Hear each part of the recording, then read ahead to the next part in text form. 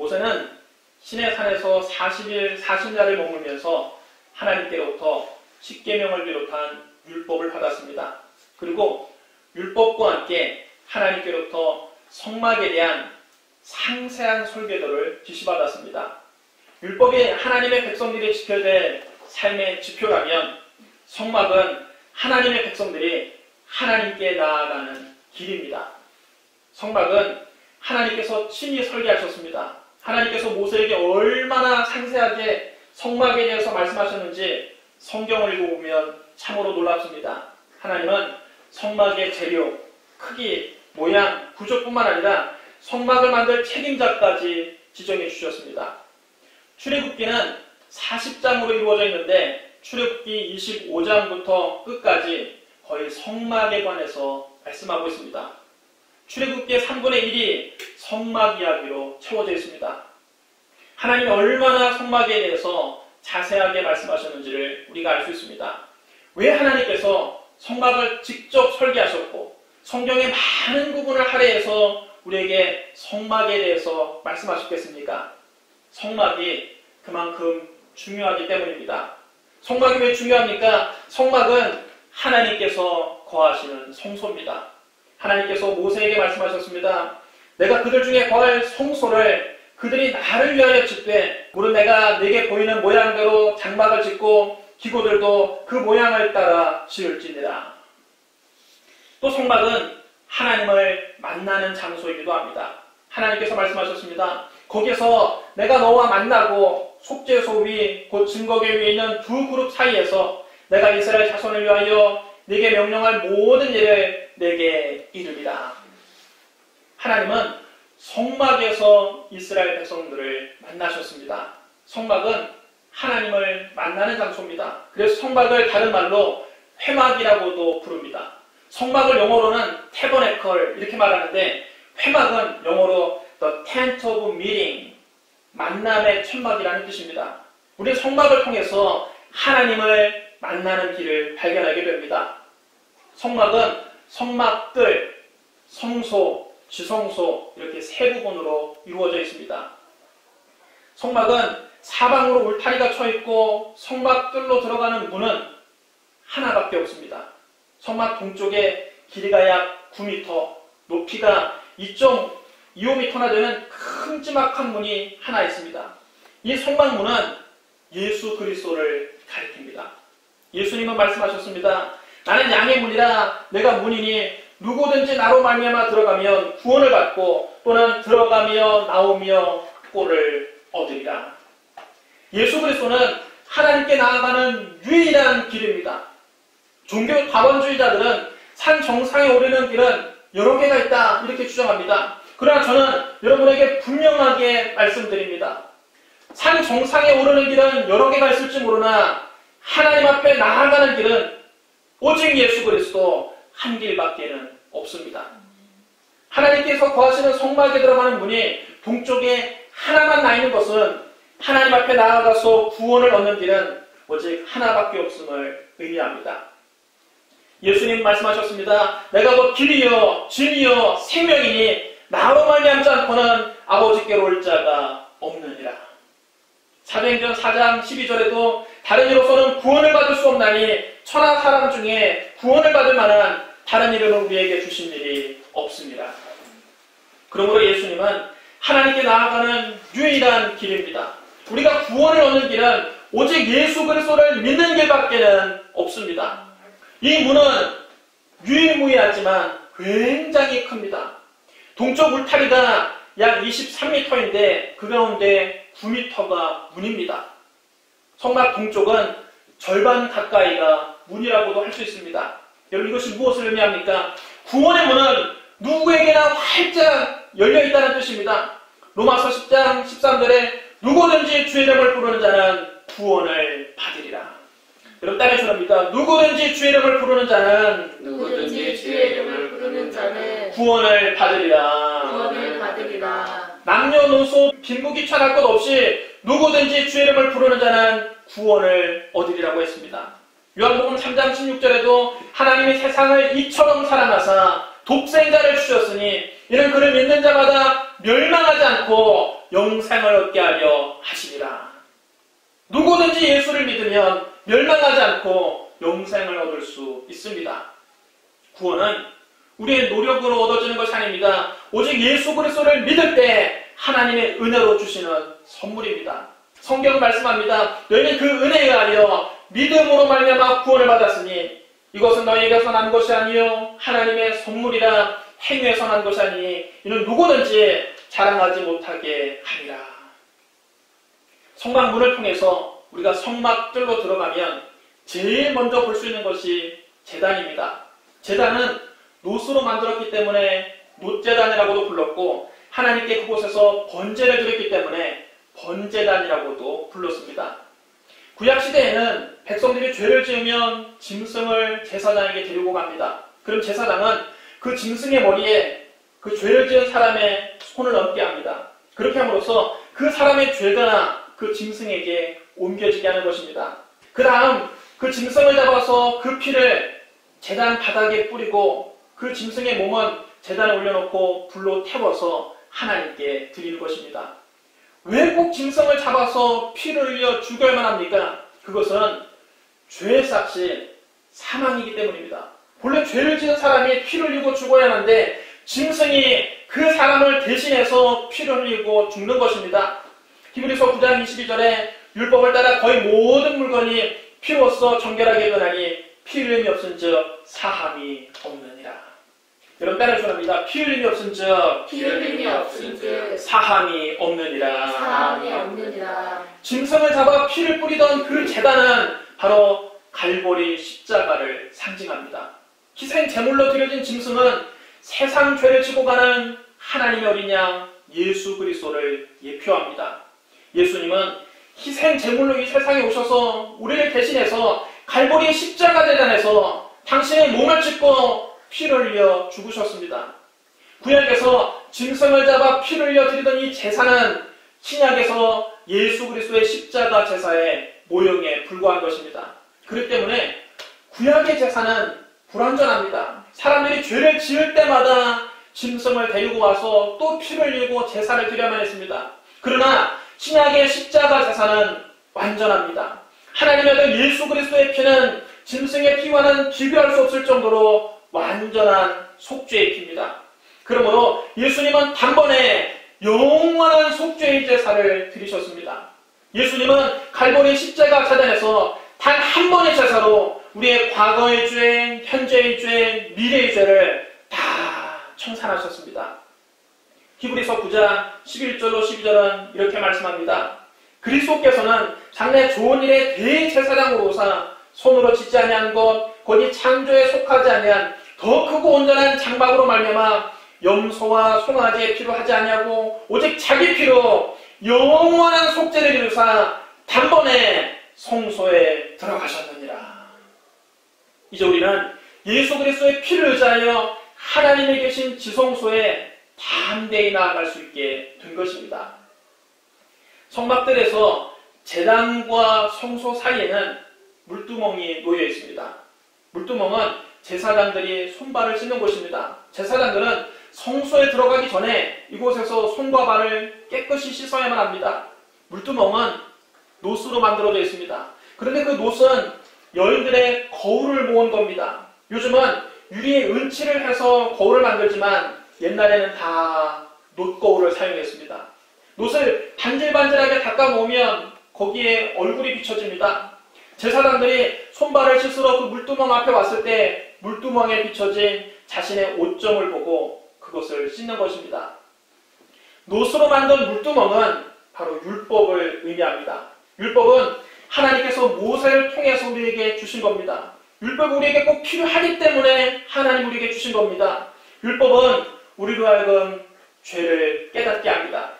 율법은 마치 거울과도 같습니다. 우리가 거울을 보면서 얼굴과 옷에 무엇이 묻었는가를 살필 수 있습니다. 거울이 없으면 아무리 내 얼굴에 숯검정이 묻어 있어도 스스로는 알 길이 없습니다. 일상생활에 거울이 꼭 필요한 것처럼 거룩한 영적 생활을 하기 위해서 율법은 반드시 필요합니다. 그러나 내 얼굴에 더러운 것이 묻었을 때 그것을 닦아주는 것은 거울이 아니라 물입니다. 거울을 아무리 들여다봐도 내 얼굴에 더러운 것은 씻겨지지 않습니다. 그 얼굴을 씻으려면 물로 씻어야 합니다. 물두멍에 담겨진 물은 은혜를 상징하는 것입니다. 율법은 우리의 죄를 드러나게 하지만 율법이 우리의 죄를 씻어주지를 못합니다. 우리의 죄를 씻어주는 것은 하나님의 은혜입니다. 은혜는 예수 그리스도를 통해서 왔습니다. 요한복음 1장 17절에 이렇게 기록되어 있습니다. 율법은 모세로 말미암아 주어진 것이요 은혜와 진리는 예수 그리스도로 말미암아 온 것이라.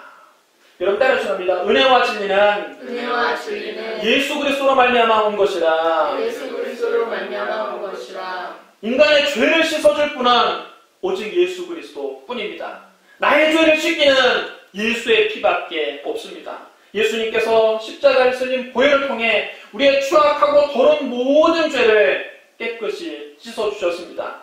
죄를 한 번도 안 지은 것처럼 의롭게 만들어주십니다. 예수님의 보혈이 씻지 못할 죄는 이 세상에 없습니다.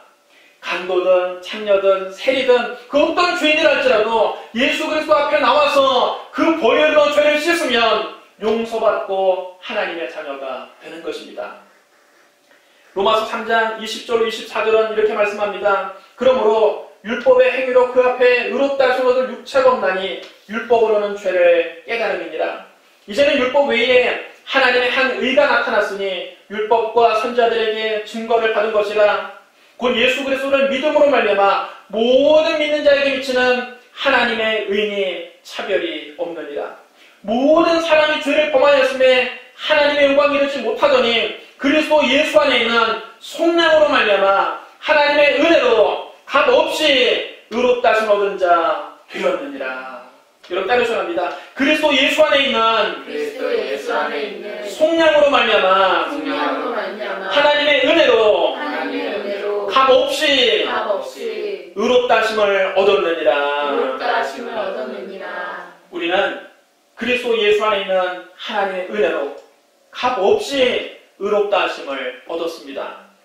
성막들에서 성소 안으로 들어가면 이제 거기에는 창문이 하나도 없습니다.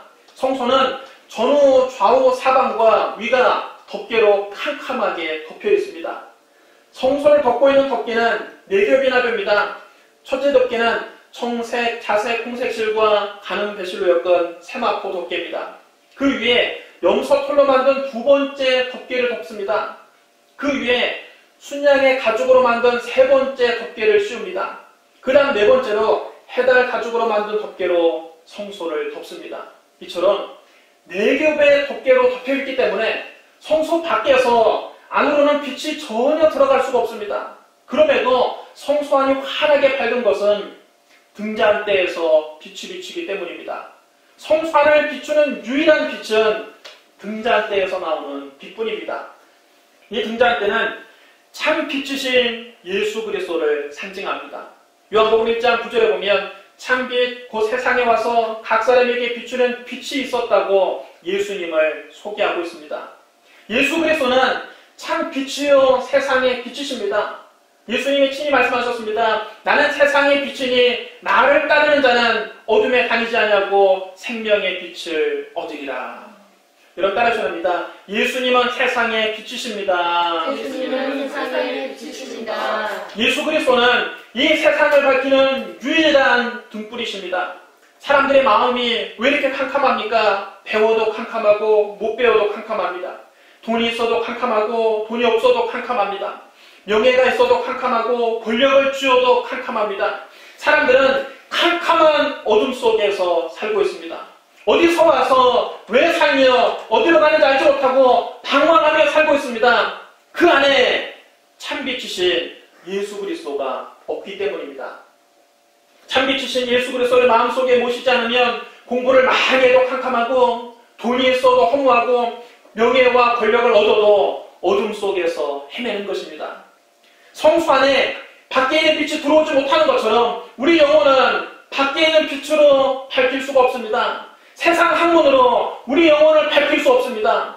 돈으로 우리 영혼을 밝힐 수 없습니다. 명예와 권력도 우리 영혼을 밝혀주지 못합니다. 그렇기 때문에 밖에 있는 이런 것들은 아무리 많이 가졌다 할지라도 인생의 방향과 목적을 상실하고 방황하면서 살고 있는 것입니다. 오직 참빛이신 예수 그리스도만이 우리 영혼을 환하게 밝혀줄 수 있습니다.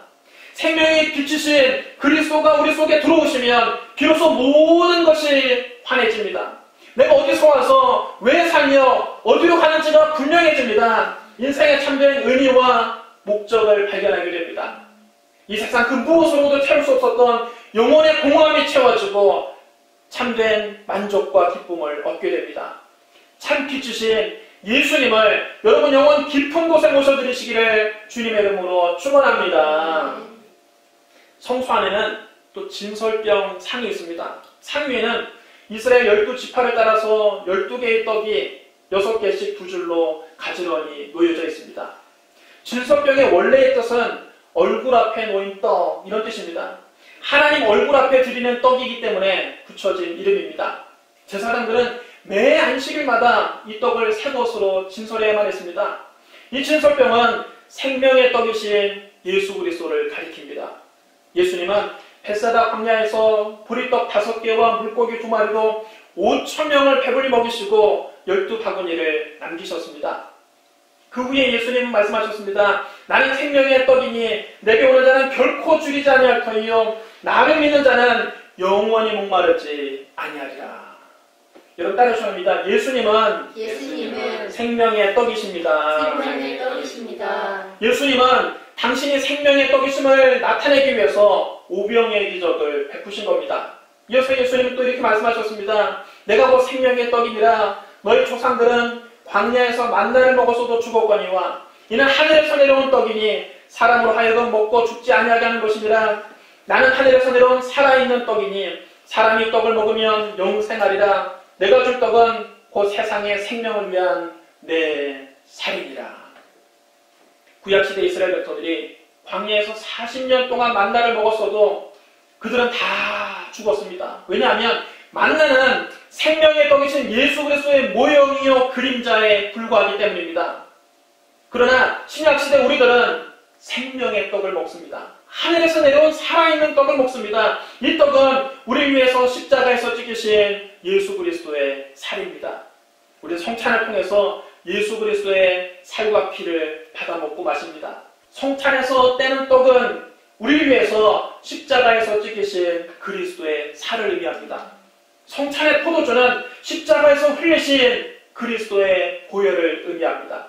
성찬은 예수님께서 나를 위해서 십자가에서 죽으시고 십자가에서 그 몸을 찢고 피를 흘리셨다는 것을 믿음으로 받아들이는 것입니다. 예수께서 이르시되 내가 진실로 진실로 너에게 이르노니 인자의 살을 먹지 아니하고 인자의 피를 마시지 아니하면 너희 속에 생명이 없느니라. 내 살을 먹고 내 피를 마신 자는 영생을 가졌고 마지막 날에 내가 그를 다시 살리리니 내 살은 참된 양식이요 내 피는 참된 음료로다. 내 살을 먹고 내 피를 마시는 자는 내 안에 거하고 나도 그의 안에 거하나니 살아계신 아버지께서 나를 보내심에 내가 아버지로 말미암아 사는 것 같이 나를 먹는 그 사람도 나로 말미암아 살리라. 이것은 하늘에서 내려온 떡이니 조상들이 먹고도 죽은 그것과 같지 아니하여 이 떡을 먹는 자는 영원히 살리라. 바로 이것이 성찬의 의미입니다. 그럼 여러분이 성찬에 참여할 때마다 여러분을 위해서 십자가에서 몸을 찢고 피 흘리신 예수 그리스도를 기억하고 그 은혜에 감사하시기를 주님의 이름으로 축원합니다. 성소의 한 가운데에는 분향단이 놓여져 있습니다. 제사장들은 아침 저녁으로 분향단에서 향을 살랐습니다. 향은 밤낮으로 쉼없이 태워졌습니다. 분향단은 성도의 기도를 상징합니다. 우리의 기도는 하나님께 드려지는 향입니다. 하나님 앞에서 진실하게 드리는 기도는 향단에서 분향함과 같은 겁니다. 시편 141편 2절에 이렇게 기록되어 있습니다. 나의 기도가 주 앞에 분향함과 같이 되며 나의 손드는 것이 저녁 제사같이 되게 하소서. 우리의 기도가 하나님 앞에 분향하는 것과 같다는 것입니다. 요한계시록 5장 8절에도 이렇게 기록되어 있습니다. 내 생물과 24장로들이 그 어린 양 앞에 엎드려 각각 검은고와 향이 가득한 금대접을 가졌으니 이 향은 성도의 기도들이라. 여러분 따라서합니다. 이 향은 성도의 기도들이라. 제사장은 아침 저녁으로 분향단에 향을 피웠습니다. 이것은 하나님 앞에서 향이 꺼지지 않도록 하기 위함입니다. 그리스도 안에서 왕같은 제사장이 된 우리도 우리의 삶 속에서 기도가 끊이지 않아야 됩니다. 우리는 주님이 다시 오시는 그날까지 아침 저녁으로 기도의 향을 피워야 합니다. 성경 말씀합니다. 쉬지 말고 기도하라. 여러분 따라서 합니다. 쉬지 말고 기도하라. 분향단은 성도의 기도를 상징할 뿐만 아니라 우리 예수님의 중보 기도를 상징합니다. 예수 그리스도는 우리의 중보자이십니다. 그는 하나님 우편에 계신 자요 우리를 위하여 간구하시는 자신이라. 부활하시고 승천하신 예수님은 하나님 보좌 우편에 앉아 계시면서 우리를 위해서 밤낮으로 기도하고 계십니다. 히브리서 7장 24절 25절에 이렇게 기록되어 있습니다. 예수는 영원히 계시므로 그 제사장 직분도 갈리지 아니하느니라. 그러므로 자기를 힘입어 하나님께 나아가는 자들을 온전히 구원하실 수 있으니 이는 그가 항상 살아계셔서 그들을 위하여 간구하십니다. 예수님은 항상 우리를 위하여 간구해 주십니다. 때로는 우리의 마음이 지쳐서 기도조차 안 나올 때가 있습니다. 눈물이 빗물처럼 하염없이 흘러내릴 때가 있습니다. 내가 홀로 외로워서 마음이 무너질 때가 있습니다. 그때에도 누군가 우리를 위해서 기도하고 계십니다. 바로 우리의 중보자 예수님이십니다. 지금도 예수님께서 하나님 보좌 우편에서 여러분을 위해서 기도하고 계신 것을 믿으시기를 주님의 이름으로 축원합니다. 지성소는 성막 가운데 이제 가장 거룩한 장소입니다. 바로 지성소에 하나님이 계십니다.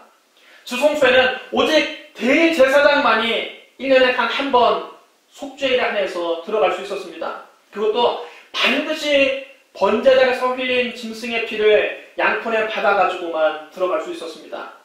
대제사장이라 할지라도 다른 때나 혹은 피 없이 지성소에 들어갔다가는 죽음을 면치 못했습니다. 성소에서 지성소로 들어가기 위해서는 반드시 휘장을 지나가야만 합니다. 성소와 지성소 사이는 무거운 휘장이 가로막고 있었습니다. 휘장은 청색, 자색, 홍색 실과 가는 배실로 짜서 만들고 그 위에 그룹들을 수놓았습니다. 휘장은 이렇게 여러 개의 실을 엮어서 만들었기 때문에 굉장히 무겁고 튼튼합니다. 그런데 이처럼 튼튼하게 짜여진 휘장이 놀랍게도 예수님께서 십자가에서 운명하실 때 위에서부터 아래로 쫙 찢어져 둘이 되어버렸습니다. 예수님께서는 오전 9시부터 십자가에 달리셨는데 정오가 되자 갑자기 온 땅에 어둠이 덮이더니 오후 3시까지 어둠이 계속되었습니다. 오후 3시에 예수님이 큰 소리로 외치셨습니다. 엘리 엘리 라마 사박다니. 이 말씀은 나의 하나님 어찌하여 나를 버리셨나이까. 이렇게 절규하신 것입니다. 서 있던 사람 중에는 이 말을 잘못 알아듣고 보라 저가 엘리야를 부르는가 보다. 사람들이 신포도주를 해면에 적셔서 우슬초에 내어 예수님 입에 갖다 주었습니다. 그러면서 말했습니다. 엘리야가 와서 그를 십자가에서 내려주는 거 한번 보자. 그때 예수님은 큰 소리로 다 이루었다 말씀하시고 운명하셨습니다. 바로 그때 예루살렘 성전에 있는 휘장이 위에서부터 아래로 쭉 찢어져 둘로 나뉘어져 버렸습니다. 히브리서에는 이 사건을 이렇게 해석합니다. 그러므로 형제들아 우리가 예수의 피를 힘입어 성소에 들어갈 담력을 얻었나니 그 길은 우리를 위하여 휘장 가운데 열어놓으신 새로운 살 길이요 휘장은 곧 그의 육체니라. 여러분 따르셔야 합니다. 휘장은 곧 그의 육체니라. 성소와 지성소 사이를 가로막고 있던 두꺼운 휘장이 예수님의 몸이 십자가에서 찢기실 때 위로부터 아래로 쭉 찢어져 둘이 됐습니다. 휘장은 사람이 아래서부터 위로 찢은 것이 아니라 하나님께서 위에서부터 아래로 찢으셨습니다. 그럼 이것이 무엇을 말합니까? 구원은 인간의 노력이나 공로로 가는 것이 아니라 하나님이 위로부터 열어놓으신 십자가의 길을 통해서만 받을 수 있는 겁니다. 예수님께서 당신의 몸을 찢어 휘장 가운데 새로운 살 길을 열어놓으셨습니다. 휘장은 한쪽 귀퉁이가 조금 찢어진 것이 아니라 한 가운데가 완전히 찢어져 둘이 되었습니다. 이제 하나님께서 하나님께서 계신 지성소로 들어가는 길이 활짝 열렸다는 것을 의미하는 것입니다. 예수 그리스도의 피를 의지하면 이제 누구든지 하나님께 담대히 나아갈 수 있습니다. 그러므로 예수 그리스도의 보혈을 의지하고 때를 따라 돕는 은혜를 얻기 위하여 하나님의 은혜의 보좌에 담대히 나아가시기를 주님의 이름으로 축원합니다. 휘장을 지나 이제 지성소로 들어가면 그곳에는 증거궤가 놓여 있습니다. 증거궤는 다른 말로 법궤 또는 언약궤라고도 합니다. 증거궤는 성막의 모든 기구 가운데 가장 중요한 기구입니다. 그와 동시에 예수 그리스도의 가장 완전한 모형입니다. 증거궤는 조각목으로 만들어져 있으며 안팎 모두를 금으로 둘러쌌습니다. 그것은 예수 그리스도의 인성과 신성을 잘 설명해 주는 것입니다. 조각목은 처음 들어보는 말이죠. 이건 아카시아 나무를 말하는 것입니다. 그 거친 아카시아 나무는 예수 그리스도의 인성을 상징합니다. 그리고 나무를 덮은 순금은 예수 그리스도의 영원한 신성을 나타내는 것입니다. 그러므로 예수님은 완전한 사람이시며 완전한 하나님으로 이 세상에 오셨습니다. 예수님은 완전한 사람으로서 우리와 똑같이 먹기도 하시고 주무시기도 하시고 때로는 울기도 하셨습니다. 그러나 예수님은 완전한 하나님으로서 물을 변하여 포도주가 되기도 하셨고 물 위를 걸으셨으며 풍랑이는 바다를 잠잠하게도 하셨고 보리떡 5개와 물고기 2마리로 5,000명을 배불리 먹이기도 하셨고 죽은 지 나흘이나 되어 썩은 냄새가 나는 나사로를 다시 살리기도 하셨습니다. 예수님은 완전한 사람이시며 완전한 하나님이십니다. 또한 증거궤 안에는 십계명의 2 돌판과 함께 만나를 담은 항아리와 아론의 쌍난 지팡이를 넣어서 보관했습니다. 십계명의 2 돌판은 말씀이신 예수 그리스도를 상징합니다. 말씀이 곧 예수 그리스도이십니다. 요한복음 1장 1절은 이렇게 말씀합니다. 태초에 말씀이 계시니라. 이 말씀이 하나님과 함께 계셨으니 이 말씀은 곧 하나님이시니라. 말씀이 곧 하나님이시요 말씀이 곧 예수 그리스도이십니다. 만나를 담은 항아리는 생명의 떡이신 예수 그리스도를 상징하는 것입니다. 아론의 쌍난 지팡이는 부활의 주님을 예표합니다. 지팡이는 원나무에서 꺾여서 이미 죽은 나무입니다. 지팡이에는 생명이 없습니다. 그런데 아론의 그 말라 비틀어진 지팡이에서 움이 돋고 순이 나고 꽃이 피어서 살구 열매가 맺어졌습니다. 죽은 나무에서 싹이 난 것은 부활을 의미하는 것입니다. 예수님은 말씀하셨습니다. 나는 부활이요 생명이니 나를 믿는 자는 죽어도 살겠고 무릇 살아서 나를 믿는 자는 영원히 죽지 아니하리니 이것을 네가 믿느냐. 여러분 따라하셔랍니다. 예수님은 부활이요 생명입니다. 예수님은 부활이요 생명입니다. 이처럼 증거궤는 참 사람이요 참 하나님이신 예수님, 말씀이신 예수님, 생명의 양식이신 예수님, 부활의 주님이신 예수님을 나타냅니다. 성막에서 가장 중요한 증거궤는 바로 우리 주 예수 그리스도를 증거합니다. 우리가 믿으리는 오직 예수 그리스도뿐입니다. 주 예수보다 더 귀한 분은 없습니다. 예수 그리스도를 믿을 때 우리가 구원을 받습니다. 예수 그리스도와 함께 할 때 우리의 삶에 기적이 일어납니다. 이스라엘 백성들이 40년 동안 광야 생활할 때 항상 이 증거궤를 중심으로 생활한 것처럼 우리도 이 광야와 같은 세상을 살아가는 동안 항상 예수 그리스도 중심으로 신앙생활을 해야 합니다. 오직 예수 그리스도를 바라보고 예수 그리스도만 믿고 오직 예수 그리스도만 의지하고 예수 그리스도만 높이고 오직 예수 그리스도만 자랑하는 저와 여러분이 되시기를 주님의 이름으로 축원합니다. 끝으로 증거궤 위에는 속죄소가 있습니다. 속죄소는 증거궤를 덮고 있는 덮개입니다. 속죄소는 순금으로 만들어서 증거궤 위에 올려놓았습니다. 그 속죄소 위에는 금으로 만든 2 그룹 천사가 서로 마주보면서 날개로 속죄소를 이렇게 덮고 있습니다. 대제사장이 1년에 단 한 차례 속죄일에 희생제물의 피를 들고 이 지성소 안에 들어가서 희생제물의 피를 속죄소 앞에 7번 뿌림으로써 대제사장 자신의 죄와 이스라엘 백성들 전체의 죄를 용서받았습니다. 속죄소가 증거궤를 덮고 있다는 것은 우리에게 놀라운 은혜입니다. 증거궤 안에는 십계명의 2 돌판이 들어있다고 했죠. 십계명은 율법과 하나님의 공의를 상징합니다. 율법은 그것을 범하는 사람들에게 심판과 죽음을 요구합니다. 율법은 죄인들에게 생명을 줄 수 없습니다. 그것을 어긴 자들을 죽일 뿐입니다. 갈라디아서 2장 16절에 이렇게 기록되어 있습니다. 사람이 의롭게 되는 것은 율법의 행위로 말미암이 아니요 오직 예수 그리스도를 믿음으로 말미암는 줄 알므로 우리도 그리스도를 믿나니 이는 우리가 율법의 행위로서가 아니고 그리스도를 믿음으로써 의롭다함을 얻으려 함이라. 율법의 행위로서는 의롭다함을 얻을 육체가 없느니라. 율법만 가지고는 우리가 의롭다함을 얻을 수 없습니다. 그러므로 증거계 자체는 죄인을 정죄하는 것입니다. 그러나 하나님께서는 증거계 안에 있는 율법을 보시지 않고 그 위를 덮고 있는 속죄소에 뿌려진 피를 보시는 것입니다. 속죄소에 뿌려진 피는 예수 그리스도의 피를 상징합니다. 예수님은 세상 죄를 지고 가는 하나님의 어린 양으로서 십자가에서 피 흘려 죽으심으로 우리의 모든 죄를 당신의 피로 다 덮어버리셨습니다. 여러분 지금 내 손에 시커먼 먹물이 묻었다고 여러분 생각해 보십시오. 그런데 이 손을 붉은 페인트가 가득 들어있는 통 속에 넣었다가 빼면 어떻게 됩니까? 시커먼 먹은 더 이상 보이지 않고 붉은색만 보이는 것입니다. 이와 같이 먹보다도 더 검은 죄로 물든 사람이 예수 그리스도의 피에 그 영혼을 담그면 그 피가 그 사람의 모든 죄를 다 가려주는 것입니다. 이제 하나님께서 우리를 보실 때 우리의 추악하고 더러운 죄를 보는 것이 아니라 그것을 덮고 있는 예수 그리스도의 붉은 피를 보시는 것입니다. 율법으로는 우리가 심판을 받고 죽을 수밖에 없지만 하나님께서 예수 그리스도의 그 피를 보실 때 심판은 우리를 넘어가는 것입니다.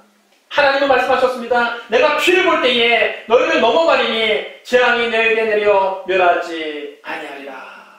6월절의 의미가 바로 이것 아닙니까?